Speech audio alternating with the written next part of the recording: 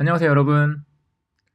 이번 시간부터 여러분들과 함께 책을 읽어보려고 합니다. 저는 이제 자바, 이제 스프링 웹 개발자이고요. 보통 이제 저와 같이 자바 스프링으로 백엔드를 개발하시는 분들에게 꼭 읽어야 될 책으로 이렇게 네 가지 책을 보통 추천을 합니다. 이 중에서 이제 이펙티브 자바 같은 경우에는 현재 백기선님이 열심히 만들어주고 계세요. 이렇게 하고 계셔가지고 만약에 뭐 저도 시간이 되면 한번 해볼 텐데, 그래서 이펙티브 자바는 빼고 나머지 책들 중에서 좀 같이 읽어보면서 공부할 만한 책을 찾아봤는데, 그 중에서는 이제 클린 코드라는 책으로 선택을 하고 이제 짧게 진행을 해보려고 합니다. 목적은 간단한데요.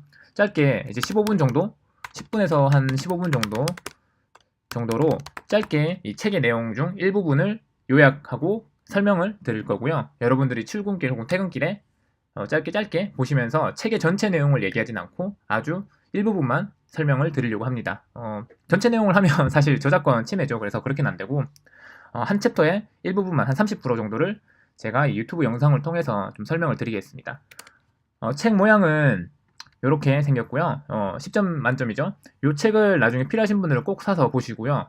꼭 읽어야 될 책 중에 하나이기 때문에 웬만하면 사서 보셨으면 좋겠어요. 자, 그러면 한번 좀 시작을 해볼게요. 요번에 시작할 건 2장인데요. 1장은 사실 이렇게 유튜브에서 얘기하기는 조금 애매한 게 있어서 1장은 그냥 본인이 직접 읽어보시면 좋고 2장부터 좀 본격적으로 진행을 해볼 거예요.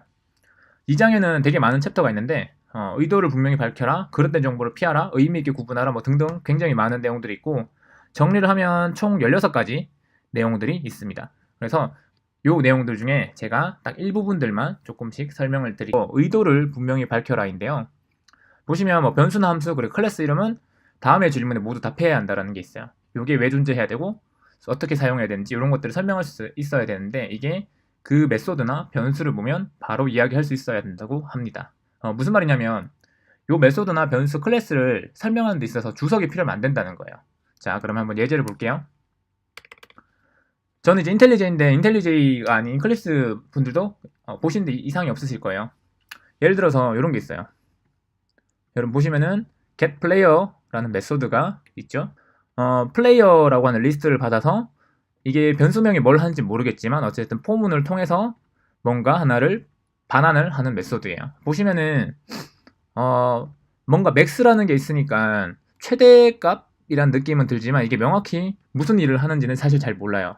그럼 어떻게 해야 되냐? 여기 위에서 이렇게 주석을 달아야 되겠죠? 이러면 이제 첫 번째 이야기에서 위배된다는 이야기입니다. 그래서 이 부분을 어떻게 풀면 되냐면 좀 더 명확한 이름을 지어주시면 돼요. 아래처럼요. 메소드에는 getWinner라는 메소드가 명으로 되어 있죠. 이게 무슨 말이냐면 승리자를 뽑는다는 거예요. 그쵸? 그 메소드 명만 봐도 알 수 있겠죠? 그리고 리스트가 아니라 플레이어스라는 목록을 받아서 이 중에서 최고점, 하이스트 포인트라고 하는 최고점을 만드는 메소드라는 것을 알 수가 있어요. 첫 번째로 클린 코드에서 얘기했던 내용이 이런 거예요.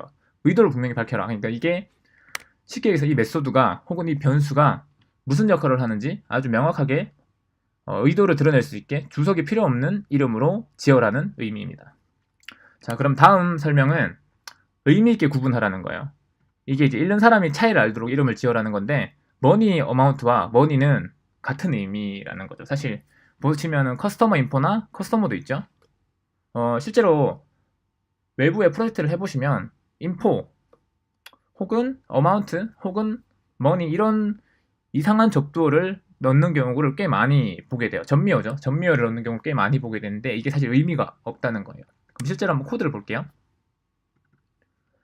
보시면은 카피 캐릭터, 그러니까 뭔가 문자열을 복사한다 라는 의미는 알 거예요. 근데 여기에서 보통 우리 아마 이거 보시는 분들이 나도 이런 코드 짜는데 라고 생각하실 수 있을 코드예요. A1이라는 캐릭터형 배열과 A2라는 캐릭터형 배열을 받아서 이렇게 복사를 해줍니다. 자, 우리면 여기서 요게 뭐가 문제일까 싶은데요.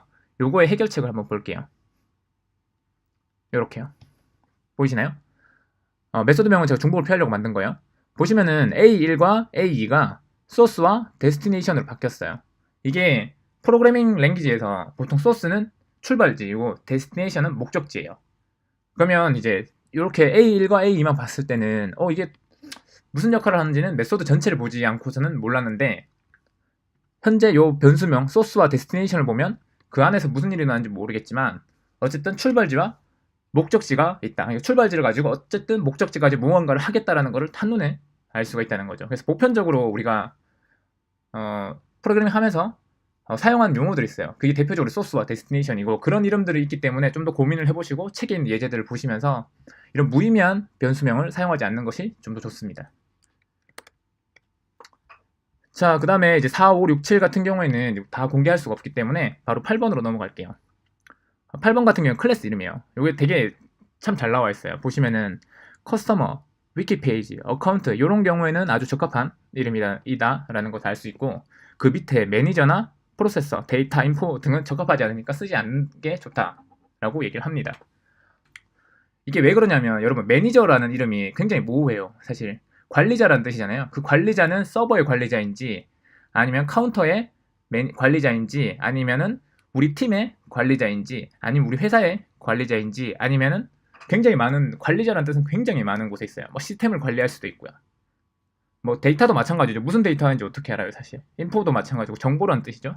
그래서 매니저, 데이터, 인포 이런 이름들은 사실 거의 의미가 모호하기 때문에 조금 적합한 이름은 아니다 라는 뜻이고요. 프로세서라는 거는 사실 저도 예전엔 프로세서라는 이름은 적합하지 않다고 생각을 했었는데 요즘은 조금 바뀌었어요. 요즘 왜 바뀌었냐면 그 스프링 배치에서 보시면 아이템 프로세서라는 게 있어요. 그래서 이미 스프링 배치에서 이렇게 쓰고 있는 이름이라서 요것도 빼기에는 조금 애매하다. 왜냐면 이제 스프링 프레임워크 같은 경우에 되게 대표적인 프레임워크이기 때문에 네이밍에 대해서 사실 되게 많은 고민을 하고 나왔을 거잖아요. 그래서 수많은 어떤 프로세서들이 있기 때문에 저는 프로세서는 조금 고민해볼 여지가 있다. 대신 나머지 매니저나 데이터 인포 매니저는 진짜로 빼는 게 좋습니다. 진짜로 의미가 모호해요. 그래서 안 쓰신 게 좋고요. 자, 그리고 이제 13번째 나머지 것도 또 책을 한번 참고해보세요. 해법령에서 가져온 이름을 사용하라. 이게 이제 코드를 읽을 사람도 프로그래머라는 사실을 명심한다 라는 얘기인데 자, 그 전에 우리가 12번 예제를 같이 한번 진행을 해볼게요. 말장난을 하지 마라 라는 건데 이게 뭐냐면 이렇게 보시면은 add라는 메소드가 기존에 만들어져 있어요. 근데 그 add는 first name과 last name을 받아서 합친 뒤에 안녕하세요라는 문자열로 전환하는 메소드예요. 그리고 두 개의 문자를 합친 거죠. 그럼 add라는 이름이 모든 팀에 공용되진 않겠지만 add라는 이름이 적절하게 보여요. 근데 여기서 한 가지 요게 없다고 치고 멤버라는 클래스에 first name이라는 멤버 변수가 있는 거예요. 멤버 변수가 있고 여기에다가 add를 하는 거예요. 스트링에 last name 해서 this.first name에 last name을 플러스를 해주는 거죠. 자, 근데 여기서 이 부분도 add라는 이름으로 하면 좋을까요? 이 add는 두 개의 값을 받아서 하나의 값을 리턴을 해주는 형태이고요. 이거는 어떻게 보면 숫자 계산기랑 비슷하죠. 계산기도 두 개 받아서 하나 반환하니까. 근데 이 부분은 하나를 받아서 반환하는 게 없어요. void예요. 그렇죠? 왜냐하면 기존에 있는 클래스는 멤버 변수에다가 추가하는 거죠. 이러면 요거가 요 add와 요 add는 사실은 조금 형태가 다른 거예요. 그럼 이럴 때도 똑같이 add를 하기에는 기존의 사람들이 되게 헷갈려요. 이상하다. 얘도 전부 다 add로 붙이는 게 맞나? 라는 게 있는데 그래서 이럴 때는 차라리 append라는 게 더 맞아요. 사실은 add라는 거는 우리가 변수를 받아서 리턴 값이 있을 때만 우리는 add라는 걸로 하겠다. 혹은 두세 개 혹은 뭐 5개든 받아서 그걸 합친 값을 리턴하는 게 add라는 메소드로 쓰겠다 인 거고 append는 기존에 했던 거에 계속 추가만 하는 거다 라고 지울 수가 있는 거예요. 그러면 이제 딱 명확해지죠. 근데 모든 걸 다 add로 하면 이것도 add 저것도 add 이러면 나중에 딱 봤을 때 해석하기가 좀 애매한 경우가 많아요. 왜냐면 add가 변수들을 받은 값을 합해서 반환한다. 그리고 딱 명확하면 좋은데 여기서도 add로 해버리면 기존에 있던 값에다가 그냥 추가만 하는 것도 add고 모든 게 다 add라고 하면은 add라는 메소드를 봤을 때 한눈에 어떤 의미인지 파악하기 힘들겠죠.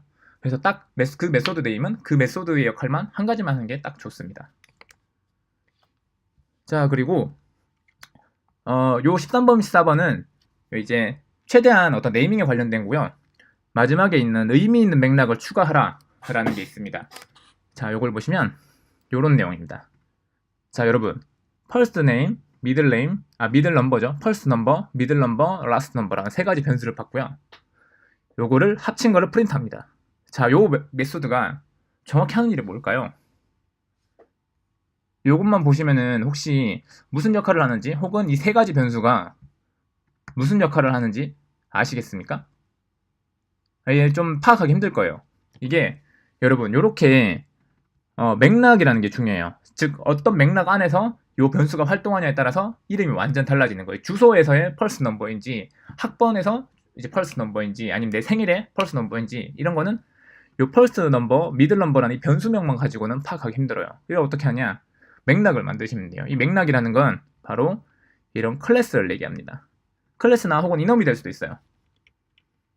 뭐 이넘 같은 경우에는 예를 들어서 address 점 first 이런 식으로 만들 수가 있잖아요. 같은 first라도 주소의 first인지 폰 넘버의 first인지 이렇게 달라질 수 있는데 마찬가지로 클래스에서도 모바일 넘버라는 클래스 안에 first, middle, last라고 하면은 요게 휴대폰 번호의 첫 번째 자리, 두 번째 자리인지를 확실히 알 수가 있겠죠. 이런 식으로 만약에 우리가 변수를 받았는데 얘가 의미가 모호하다라고 하면 맥락을 만드시는 게 좋아요. 이렇게 클래스를 만들어서요. 이때는 풀넘버라고 해서 이 세 개 합친 거를 반환하면 되니까 이것보다 훨씬 더 보기 좋은 번호가 되겠죠. 자, 이렇게 클린 코드의 2장 부분을 봤고요. 나머지 부분은 여러분들이 아마 책을 보시면서 충분히 이해할 수 있을 것 같고 오늘 했던 거는 이 중에서도 좀 중요한 내용들만 했으니까 나중에라도 필요하시면 다시 한번 보시면 좋을 것 같습니다. 자, 그럼 다음 시간에 뵐게요.